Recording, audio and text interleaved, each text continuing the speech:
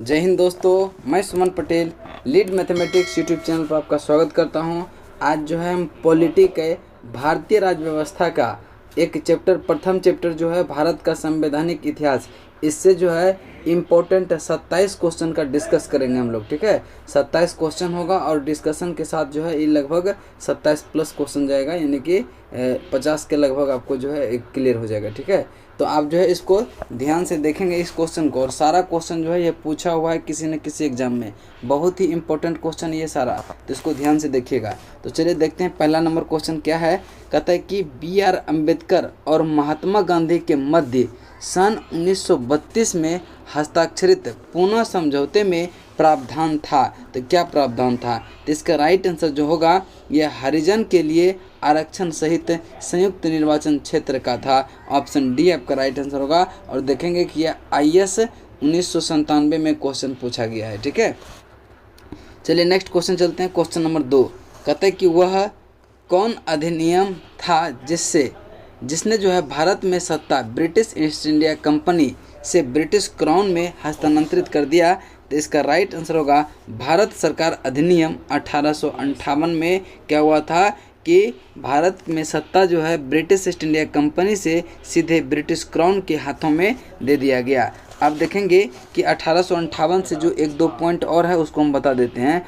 तो भारत के governor general को वायसराय बनाया गया 1858 के तहत ही, और प्रथम वायसराय कौन बना? लॉर्ड कैनिंग बना, लॉर्ड कैनिंग। एक और पॉइंट है, कोर्ट ऑफ डायरेक्टर्स और बोर्ड ऑफ डायरेक्टर्स को यहाँ पे क्या कर दिया? समाप्त कर दिया गया। कोर्ट ऑफ डायरेक्टर्स को और बोर्ड ऑफ डायरेक्टर्स को समाप्त कर दिया गया और एक पद का नियुक्ति किया, उसके जगह पर भारत के राज्य सचिव का नियुक्ति किया। ठीक है, अब देखेंगे कि 1833 में क्या हुआ था कि बंगाल के गवर्नर जनरल को अब भारत के गवर्नर जनरल कहा जाने लगा, भारत के गवर्नर जनरल कहा जाने लगा।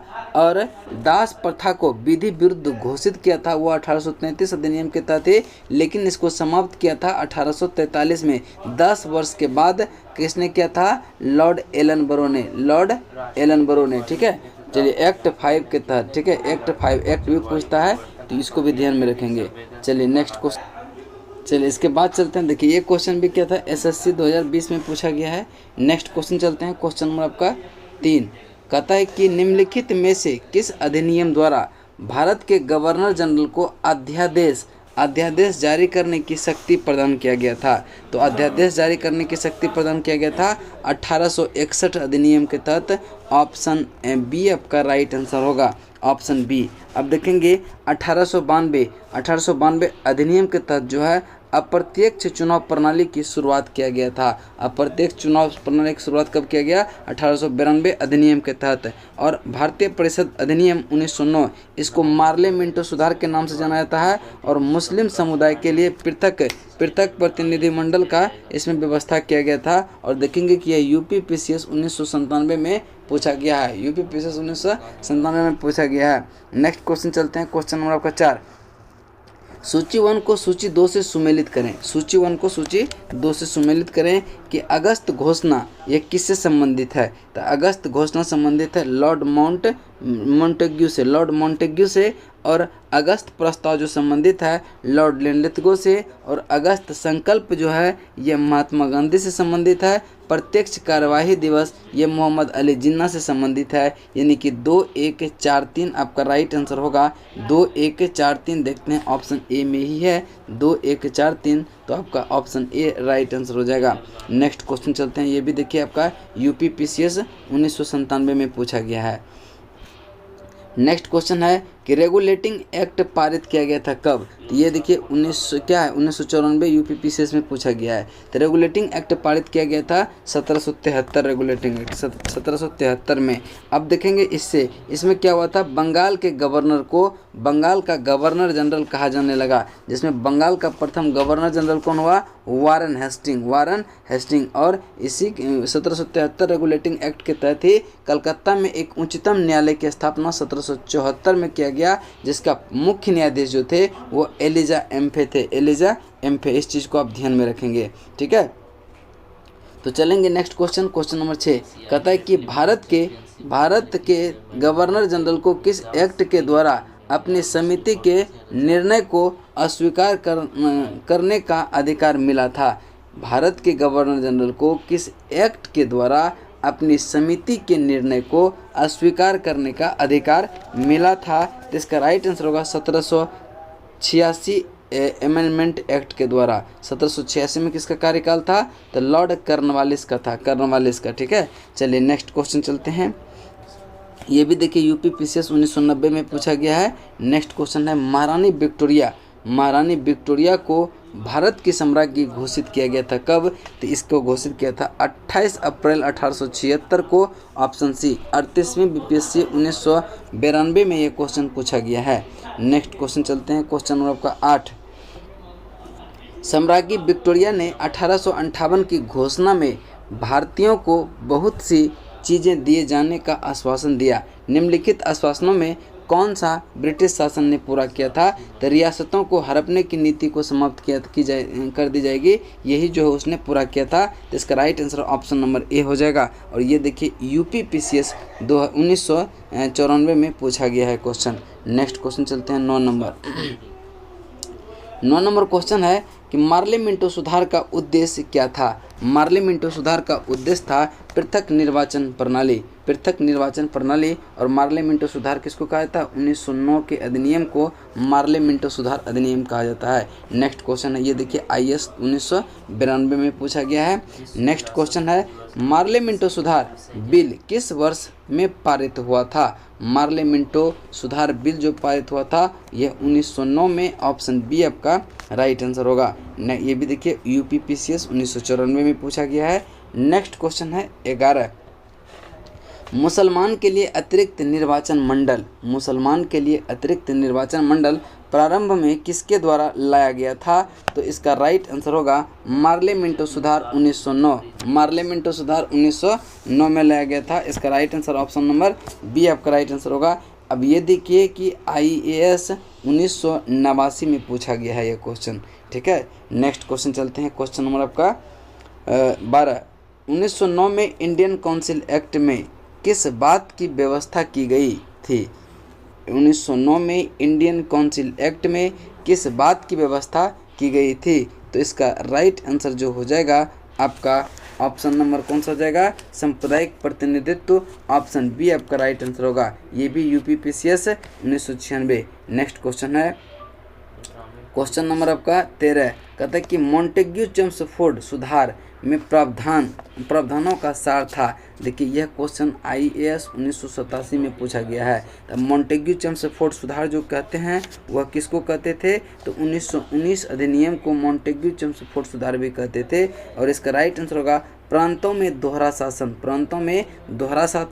और केंद्र में द्विसदनात्मक व्यवस्था। देखिए केंद्र में द्विसदनात्मक व्यवस्था पूछे तो ये 1919 अधिनियम, लेकिन केंद्र में द्वैध शासन पूछे तो ये 1935 अधिनियम हो जाएगा। दोनों में डिफरेंस है, ध्यान में रखिएगा। नेक्स्ट क्वेश्चन चलते हैं, क्वेश्चन नंबर आपका 14। कहता है कि 1946 का कैबिनेट मिशन 3 मंत्रिमंडल गठित था। 3 मंत्रियों से गठित था। निम्नलिखित में से कौन इसका सदस्य नहीं था? तो पैंथिक लॉरेंस कैबिनेट मिशन का सदस्य था, एबी अलेक्जेंडर भी था, स्टेफोर्ड क्रिप्स भी था, लेकिन लॉर्ड एमरी ये नहीं था। ऑप्शन डी आपका राइट आंसर होगा। ये यूपी पीसीएस 1994 में पूछा गया सवाल है। नेक्स्ट क्वेश्चन चलते हैं, क्वेश्चन नंबर आपका 15। कैबिनेट मिशन योजना के विषय में कौन सा सही नहीं है? तो आप देखेंगे पाकिस्तान की स्वीकृति इससे संबंधित नहीं है, तो ऑप्शन सी आपका राइट आंसर होगा। और कैबिनेट मिशन योजना से संबंधित प्रांतीय समूहीकरण ये भी संबंधित है। भारतीय सदस्यों वाला अंतरिम मंत्रिमंडल ये भी सही है। और संविधान निर्माण का अधिकार ये भी सही है। और यह क्वेश्चन आईएएस 1996 में पूछा गया है। नेक्स्ट क्वेश्चन है 16। भारत का संविधान लागू होने तक स्वतंत्रता के पश्चात इसका शासन किसके अंतर्गत चलाया गया? तो इसका राइट आंसर होगा 1935 के भारत शासन अधिनियम, ऑप्शन सी आपका राइट आंसर होगा। नेक्स्ट क्वेश्चन चलते हैं, क्वेश्चन नंबर आपका 17। भारतीयों को वर्ष 1947 में सार्वभौम सत्ता सौंपने की योजना निम्नलिखित में से किस नाम से जानी जाती है? तो ये माउंट बेटन योजना के नाम से जानी जाती है। ऑप्शन सी आपका राइट आंसर होगा। यह क्वेश्चन यूपीपीसीएस 1994 में पूछा गया है। नेक्स्ट क्वेश्चन चलते हैं। नेक्स्ट क्वेश्चन है 18 नंबर, कहता है कि कौन सा सुमेल नहीं है? कौन सा सुमेल नहीं है? तो मार्ले मिंटो सुधार ये सांप्रदायिक प्रतिनिधित्व से संबंधित था, बिल्कुल सही है। भारत सरकार अधिनियम 1935 स्वशासन से संबंधित था, ये भी सही है। कैबिनेट मिशन संविधान सभा का गठन, ये भी आपका सही है। साइमन कमीशन ये जो है भारत विभाजन से नहीं संबंधित है, तो इसका right answer option number C हो जाएगा, क्योंकि साइमन कमीशन जो आया था वह 3 फरवरी 1928 को ही आया था। तो ये भारत विभाजन तो हुआ था 1947 में, तो ये इससे संबंधित नहीं था। और यह क्वेश्चन देखिए IAS 1988 में पूछा गया है। नेक्स्ट क्वेश्चन है 19 नंबर, किस भारत सरकार अधिनियम के तहत पहली बार विधायिका में कुछ निर्वाचित प्रतिनिधित्व को मंजूरी दी गई है? तो आप देखेंगे इसको मिलान करने के लिए कह रहा है, ठीक है। तो भारत सरकार अधिनियम 1919 ये जो है प्रांत में द्वैत शासन से संबंधित है, प्रांतों में द्वैत शासन से संबंधित है। भारत सरकार अधिनियम 1935 ये प्रांतीय स्वायत्तता से संबंधित है। और मार्ले मिंटो सुधार ये जो है सांप्रदायिक निर्वाचन से संबंधित है, सांप्रदायिक निर्वाचन से संबंधित है। भारत परिषद अधिनियम 1831 ये सती प्रथा का अंत से संबंधित है। और भारत सरकार अधिनियम 1858 ब्रिटिश शासन शक्ति में आया था। इसका राइट आंसर 31425 हो जाएगा। 31425 देखते हैं किस ऑप्शन में है। तो इसका राइट आंसर जो हो जाएगा 3145 किस में है? आपका राइट आंसर जो हो जाएगा वो आपका बी हो जाएगा। 31425 ऑप्शन बी में है। और यह क्वेश्चन IAS 1985 में क्वेश्चन पूछा गया है।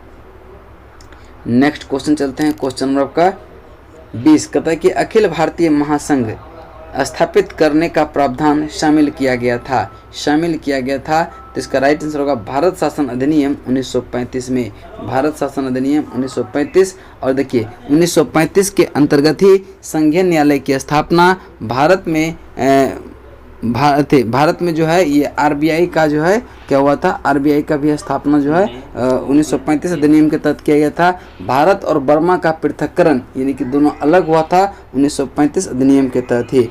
नेक्स्ट क्वेश्चन चलते हैं। देखिए ये क्वेश्चन यूपीपीसीएस 2013 में पूछा गया था।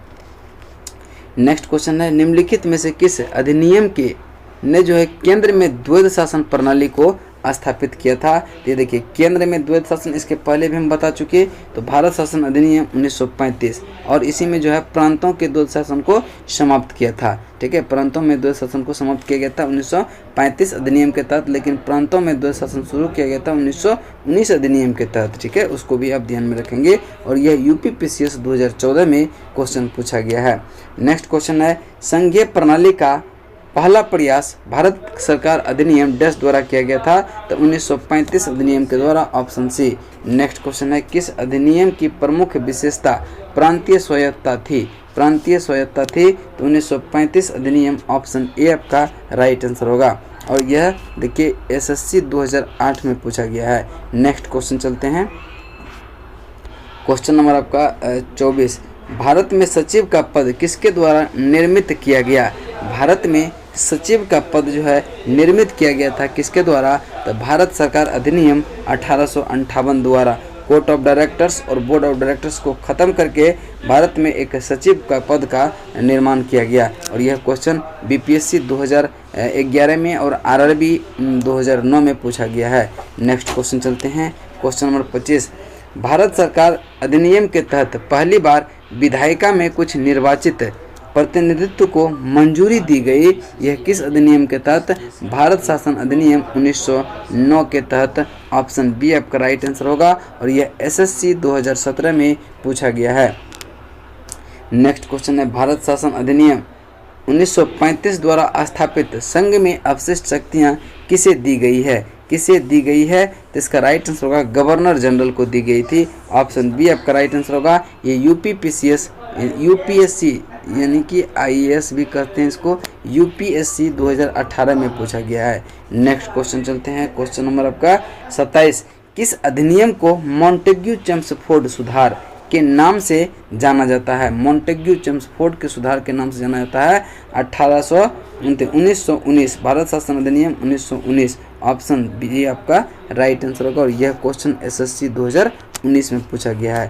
तो यहाँ तक आपका भारत का संवैधानिक इतिहास जो क्वेश्चन इम्पोर्टेंट था उसको हम बता दिए। नेक्स्ट वीडियो में जो है संविधान सभा से लगभग आपका 70 प्रश्न होगा, वो एक ही वीडियो में हम कंप्लीट करेंगे उसको। चलिए तब तक के लिए जय हिंद जय भारत।